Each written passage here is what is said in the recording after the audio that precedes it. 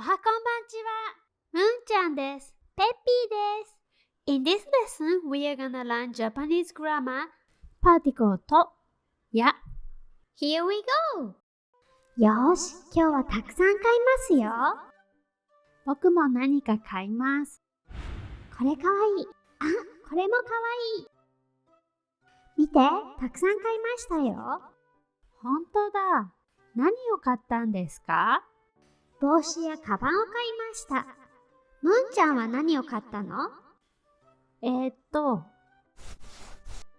トングとフライパンを買いました。バーベキューをしましょう。いいですね。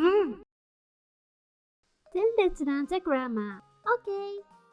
Particle と and An example phrase トングとフライパン So, particle と is used to connect two nouns or noun phrases that have similar meanings.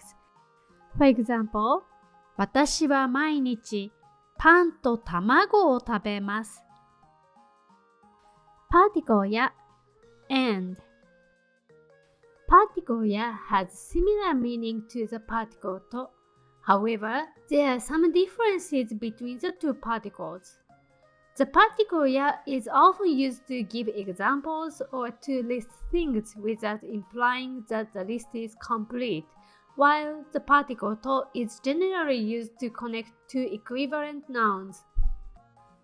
Let's look at an example sentence. 私は毎日パンや卵を食べます。This sentence uses the particle ya.So there's a possibility that the speaker eats things other than eggs and bread for breakfast. Then here are some example sentences.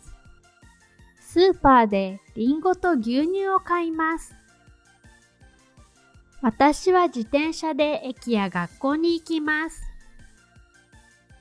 そこのペンとノートを持ってきて。新しい言葉。わかるかな？かわいい。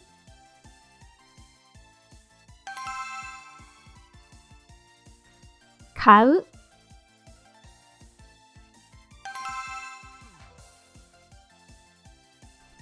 フライパン。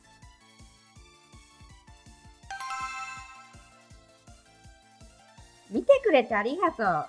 If you enjoyed this video,Please give it a thumbs up and don't forget to hit subscribe. またね If you'd like to learn more Japanese grammar, check the left one. And if you'd like to learn Japanese kanji, check the right one. Bye!